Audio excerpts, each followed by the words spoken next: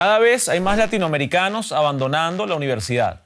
Las universidades hoy en día no es como algo tan primordial. La educación tradicional, hermano, no sirve por el simple hecho de que te enseñan a ser empleado. La universidad pues no nos enseña cómo va a ser el mundo laboral. Muchos influencers que prometen hacerte rico si tan solo compras su curso y que dicen que la universidad es para perdedores. Hay ejemplos famosos de millonarios que nunca se graduaron, como Steve Jobs o Bill Gates, y hay presidentes que te dicen que las universidades te lavan el cerebro. Ese pensar a la universidad como mecanismo de ascenso social, bueno, está un poco en duda. Entonces, ¿aún vale la pena ir a la universidad? Después de todo, en América Latina hay muchos más jóvenes formados que empleos cualificados y la inteligencia artificial está eliminando trabajos profesionales. Vamos a ver qué tan desencantada está la gente con las unis. Yo abandoné la universidad a los 20 años sin ningún título, sin dinero y nadie creía en mí. Yo siento que estamos muy mal acostumbrados a que necesitamos un título para ser alguien en la vida. Y vamos a ver qué beneficios traen las universidades. Tienen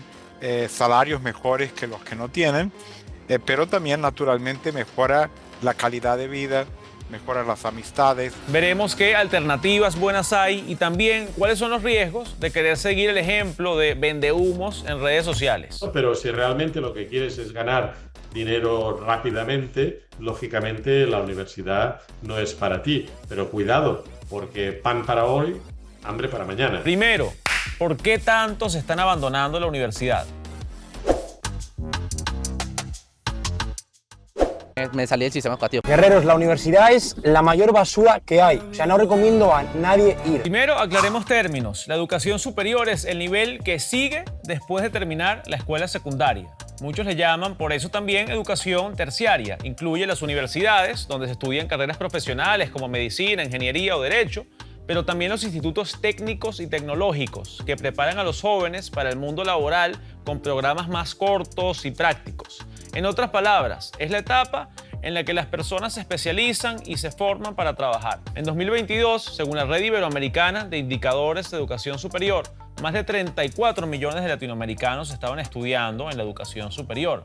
Pero cada vez hay más deserciones, es decir, que la gente deja de estudiar. Lo que sucede es que tenemos unas tasas de deserción, de abandono, muy importantes.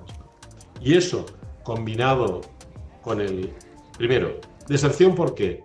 Porque lo que se ofrece como producto probablemente no sea considerado pertinente o relevante, ¿sí? Uno se aburre, déjame que lo diga así. Y además, si te aburres, estás pagando para aburrirte. Segundo, porque eso tiene un coste. Y uno puede pensar que si en lugar de estar en la universidad escuchando algo que le aburre, digamos, o haciendo lo posible para no dormirse, estuviera sirviendo cafés en una cafetería, ingresaría 100, 200, 500 dólares, que ahora es lo que le cuesta ir a la universidad, ¿no? Es más complejo para uno como joven cuando está solo, pagarse una carrera, pagar su arriendo, pagar pues todo lo que requiere una vida adulta. Por ejemplo, en los últimos 6 años, los aspirantes a la Universidad Nacional de Colombia se redujeron casi a la mitad, un 47% menos. En Perú, según el Instituto Nacional de Estadística, en 2024, apenas el 30,9% de los jóvenes logró avanzar en la educación superior, frente al 36,6% en 2019. En México, solo el 45% de los jóvenes accede a la universidad y la gran mayoría lo hace en instituciones públicas. En otros países, la cifra llega al 70%. Pues las interacciones con gente de mi edad, empezando por ahí, muchas vivencias que de otra forma no se pueden tener, son, digamos, vivencias intelectuales, intercambio de ideas, de pensamientos. Si comparamos internacionalmente, los datos de la OCDE de 2023 revelan la brecha. En Estados Unidos, un 52% de los jóvenes de 25 a 34 años terminó la universidad o algún instituto de educación terciaria, frente a un 50% en Perú, 35% en Colombia, 32% en Costa Rica, 28% en México, 24% en Brasil y solo 19% en Argentina.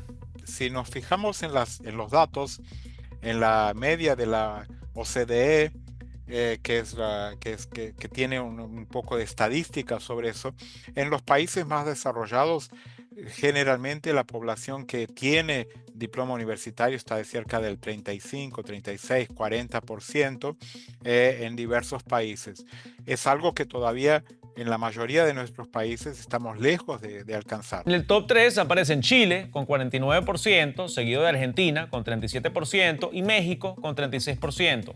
En el otro extremo están Costa Rica con 25%, El Salvador con 20% y Honduras con apenas 16%. Mientras algunos países logran que casi la mitad de sus jóvenes vaya a la universidad, en otros ni siquiera 1 de cada 4 llega a ese nivel. Primera, porque no tuve la solvencia económica. Y como te comento, yo fui un niño que creció con su familia, no con sus papás.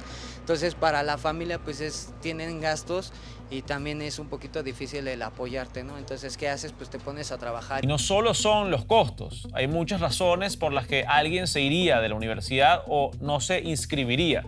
Y también hay muchas razones para inscribirse y graduarse.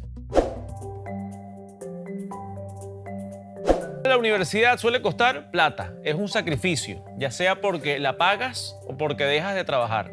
Muchas de las universidades acá son de pago, entonces no para cualquiera es fácil. Es lo que las familias de esos jóvenes dejan de ingresar porque esos jóvenes no están en el campo o con el ganado o vendiendo en la calle, sino que están en la universidad y por tanto no aportan recursos, más bien se los comen de la familia, ¿no? Y no hay suficiente educación pública. Históricamente, en América Latina, la expansión de la demanda de educación superior, es decir, el hecho de que cada vez más jóvenes quieren y han querido acceder a la educación superior, no ha tenido siempre una respuesta equiparable desde el punto de vista de la financiación pública. Y es que conseguir la plata para estudiar es muy difícil para muchos estudiantes. No es solo pagar la matrícula, que ya de por sí puede ser carísima.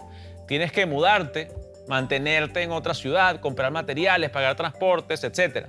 A estos gastos les llaman costos ocultos, pero de ocultos no tienen nada. Están ahí esperándote como una factura que nunca te dijeron que ibas a recibir. A veces los padres ayudan. Lo estoy financiando con el CAE y con ayuda de mis papás. Pues ahora sí que con todo lo que pueden apoyarme mis papás. Los estudios me los pagan mis padres, mi mamá y mi papá me pagan los gastos, todo lo que tenga que ver con relacionado con la universidad. Pero no todos tienen padres que puedan ayudarlos, obviamente. Muchos terminan pagando una deuda grande, se endeudan para toda su vida. Actualmente estoy estudiando con ICETEX, que es un crédito que uno paga luego cuando termina la universidad. Otra dificultad de ir a la uni o de sacar un diploma técnico es que toma mucho tiempo. Muchas de las carreras o estudios de educación superior duran 3, 4 o más años. Si decides seguirte formando, hacer una maestría, especializaciones, un doctorado, entonces son más. En realidad, el cursar un estudio universitario es una apuesta que hay que sostener durante mucho tiempo, con mucha voluntad, durante años. En teoría, el sacrificio de tiempo y dinero es una inversión. Estudias ahora para ganar más en el futuro y para tener más estabilidad laboral. Creo que se recupera ya que los conocimientos son cosas que puedes aplicar a largo plazo y no te encierran en un solo medio, una oficina, sino que puedes como recuperarlos en 10 años, en 5. Hay mucha evidencia de que sí, un estudio universitario o técnico aumenta en promedio tu salario a largo plazo. Se obtiene entre un 30 y un 40% de retorno salarial, digamos, para aquellas personas que culminaron el nivel educativo universitario. Seguro lo ves en tu entorno, algún primo que es abogado y gana más que otro que no estudió, por ejemplo. Pero estudiar tampoco te garantiza nada. Es común encontrar profesionales que no logran ascender en sus trabajos, que se mantienen en posiciones donde no pueden ganar más experiencia. Y muchas veces terminan en empleos precarios con sueldos que no corresponden a su nivel de formación. Esta es una realidad que enfrentan muchos jóvenes profesionales en la región. Invierten años y dinero en su educación, pero al final no encuentran la estabilidad económica que esperaban. El mercado laboral los recibe con ofertas que no se corresponden con su preparación académica. Hay mucha demanda, entonces también hay mucha densidad poblacional de que personas que estudiaron enfermería y que no hay suficiente trabajos por las instituciones de salud. Recibir un cartón o un diploma no te garantiza el éxito laboral, pero sí aumenta tus probabilidades. Hay muchos estudios que muestran, y todavía es una realidad en América Latina, que jóvenes con diploma de educación superior tienen una tendencia a ganar más que jóvenes que no tienen, y más, si tienen maestría o si tienen doctorado, aún más. Entonces hay todavía una respuesta, digamos, económica a un diploma de educación superior, mucho más oportunidades y mucho más posibilidades en diferentes sectores. La CEPAL tiene datos claros. Mientras menos educación tengas, más difícil es conseguir trabajo. Los que estudian más años tardan menos tiempo en encontrar su primer empleo y mucho menos en conseguir uno que les dé estabilidad. También ganan más dinero. En Perú, por ejemplo, los empleados con estudios superiores completos ganan 80,7% más que los que no terminaron sus estudios, según el Instituto de Economía y Desarrollo Empresarial. Todavía podemos decir que en América Latina un título de educación superior mejora, digamos, los ingresos, ¿sí? Por término general. No sé, la educación superior puede traducirse por término medio en la región en prácticamente en la capacidad de doblar los ingresos por comparación a los jóvenes que se quedaron en la educación secundaria, ¿no? Esa es la realidad. Pero el dinero no lo es todo. Estudiar también te da contactos, haces networking, es decir, construyes una red de conocidos profesionales, conoces gente con intereses similares a los tuyos. Y esas conexiones pueden abrirte puertas que de otra manera estarían cerradas, como proyectos y oportunidades laborales. En la universidad siempre como que te ayudan a conseguir contactos, a conseguir empresas, pero pues las personas siento que se desempeñan más según si saben explotar sus talentos. Con más dinero y más contactos, estudiar puede llevarte a una movilidad social real y también te da, en teoría, más conocimiento, resolución de problemas, pensamiento crítico, etc. Los programas de educación superior, según la UNESCO, buscan darte conocimiento, habilidades y competencias profesionales. Tienen una parte práctica y te preparan para el mercado laboral. Adquieres conocimientos complejos como medicina o derecho. Las universidades se ven entonces como la fuente del conocimiento y los profesores como los expertos en cada materia. Pero no puedes conseguir todo eso ahora por internet. YouTube tiene tutoriales de todo. Hay cursos en línea de las mejores universidades del mundo. Puedes descargar libros, ver conferencias de los mejores expertos y demás. Pues es que hay muchas formas de hacerlo. Hoy en día Internet tiene demasiada información con la que uno se puede basar, ya sea hacer cursos en Internet sobre marketing o cursos sobre música, sobre lo que uno quiera. La información está ahí, disponible y muchas veces gratis. Entonces, ¿para qué pagar tanto por algo que podrías aprender desde tu casa? Hoy lo tenemos disponible en YouTube, en las redes sociales, en diferentes lugares. Lo que importa es la vivencia que uno tiene en la universidad, tener la posibilidad de trabajar en grupo, de encontrar amigos y personas que realmente harán la diferencia en su vida para el resto de su vida. Estudiar aumenta tus probabilidades de tener un buen salario, un trabajo estable y una red de contactos. También te da muchísimas experiencias que no tendrías si estás encerrado en tu cuarto viendo YouTube. Pero, ¿qué tan buenas son las universidades en la región? La calidad de la educación superior es uno de los mayores retos de América Latina según la UNESCO. Las barreras son reales: discriminación social, restricciones económicas, poca flexibilidad en la oferta educativa, calidad desigual entre instituciones y hasta el desplazamiento de la población. Todas estas presiones hacen que el derecho a la educación superior siga siendo para muchos solo algo que está escrito en un papel. Si el Estado no hace más para mejorar el acceso, la educación pública es de baja calidad, no cubre la demanda efectiva y transversalmente. Según la CEPAL, los jóvenes de familias con más plata en la región tienen tasas de graduación de educación superior mucho más altas que los de familias pobres. O sea, no es solo que los ricos tengan más oportunidades de entrar a la universidad, también tienen más probabilidades de terminar sus estudios. La educación superior es, con frecuencia, un privilegio de clase. En Argentina, las personas del primer quintil de ingreso, o sea, el 20% de personas con menos ingresos, completaban la educación superior el 25% y del quinto quintil el 56%. La calidad también varía mucho entre países y en cada país. Veamos en dónde están las mejores universidades de América Latina. Solo una está en las primeras 100 del mundo. La Universidad de Sao Paulo en el puesto 61, según el ranking de Simago Institutions. Los países con más universidades en este ranking son Brasil con 165, México con 50, Colombia con 48 y Chile con 44. Brasil se lleva la corona claramente. El top 13 latinoamericano va así. La Universidad de Sao Paulo encabeza en el puesto 61 mundial. Le sigue la Universidad Nacional Autónoma de México en el 257. La Unicamp de Brasil está en el 658, seguida por la Universidad Estatal Paulista en el 722. Después vienen más universidades brasileñas, la Federal de Minas Gerais en el 843 y la Federal de Río de Janeiro en el 869. Chile aparece con la Pontificia Universidad Católica en el 904 y la Universidad de Chile en el 921. Brasil domina completamente este ranking. De las 13 mejores universidades latinoamericanas, 7 son brasileñas. Lo que ocurrió en Brasil es que hubo una apuesta muy grande y a pesar de todas las dificultades económicas de diferentes gobiernos, a cerca de 60 años hay una inversión importante en universidades de investigación, que son universidades públicas, y una inversión importante también en la formación de recursos humanos, en becas, en posibilidades que las personas estudien. En Iberoamérica, más de la mitad de los estudiantes, un 55%, va a universidades privadas, según Chequeado y el Observatorio Iberoamericano de Ciencia, Tecnología y Sociedad. Pero ese número promedio esconde diferencias enormes entre países. Chile encabeza la lista. 84% de su matrícula está en universidades privadas y apenas 16% en públicas. Perú le sigue de cerca, con un 72% en privadas y un 28% en públicas. En el otro extremo está Cuba, donde la educación superior es 100% pública, o Uruguay, donde 9 de cada 10 estudiantes van a universidades estatales. Argentina también mantiene un modelo predominantemente público, con un 77% en universidades estatales.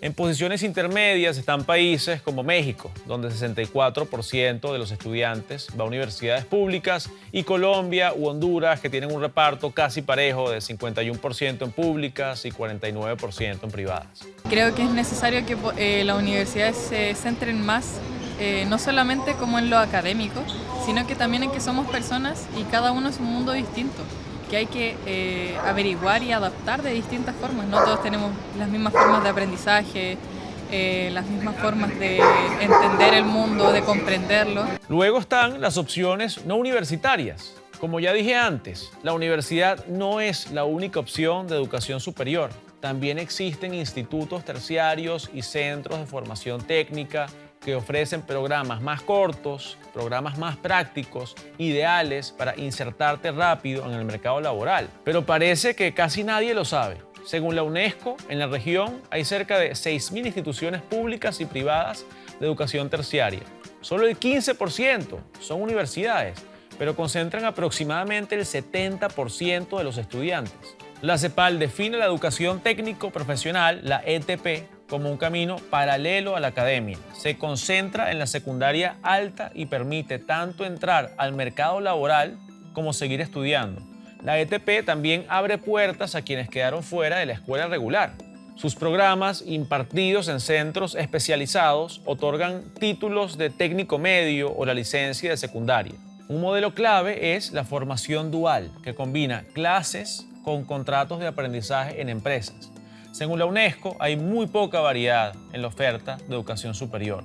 Los países de América Latina priorizan las licenciaturas por encima de todo, dejando de lado programas de ciclo corto. Y por último, también puedes formarte de manera empírica y autodidacta. Entonces estoy estudiando una cosa que es como inteligencia artificial, y pues es por mi propia cuenta, son cosas que yo veo como que me van a servir para un futuro. Yo estudio música de manera didáctica y tengo mi banda y ya sé tocar varios instrumentos. Con tan pocas opciones en educación terciaria, muchos estudiantes que no tienen el interés, el tiempo o la preparación para una licenciatura de 4 o 5 años, simplemente no encuentran algo que les sirva. Y muchos no hacen nada. En cómo te afecta, ya lo hemos dicho, los jóvenes son mayoría en América Latina. Entre 15 y 34 años suma más del 30% de la población según la CEPAL. Entre ellos, muchos son ninis, ni estudian ni trabajan. Y las cifras preocupan. Guatemala está a la cabeza con 28,8%, seguida de Honduras con 27,4% y Colombia con 21,6%. En el otro extremo, Bolivia registra 10,3%. Pero hay un dato todavía más fuerte. En toda la región, sin excepción, 7 de cada 10 ninis son mujeres. Son las mujeres jóvenes las que en general dentro de los sistemas o los núcleos familiares se ocupan, por ejemplo, de los cuidados de las personas, de niñas, niños, adolescentes y también personas mayores. Ocupan un rol de soporte familiar que eso muchas veces también no les permite, no tenemos dispositivos estandarizados, digamos, que nos permitan compatibilizar los cuidados, el estudio y el trabajo. El mercado laboral en América Latina se está transformando rápido. La inestabilidad económica y la irrupción de la inteligencia artificial son solo parte del cambio. Según un estudio prospectivo del Banco Mundial, para 2030 más de 1,2 millones de jóvenes dejarán la agricultura y otros 640.000 la manufactura. Por otro lado, 1,8 millones ingresarán a servicios. El problema es que hay más jóvenes formados que empleos cualificados. El resultado es desocupación, desempleo e informalidad. Y detrás de esas cifras, una generación frustrada que siente que la educación superior no siempre conecta con el mundo real del trabajo. Muchas veces son títulos casi que regalados o comprados por la gente. ¿Qué debe cambiar entonces en la educación superior para evitar que cada vez más jóvenes huyan o decidan no estudiar? En primer lugar, hay que optimizar, mejorar lo que tenemos, ¿no? Simplemente hacer una gestión más eficaz de las plazas y lugares que tenemos.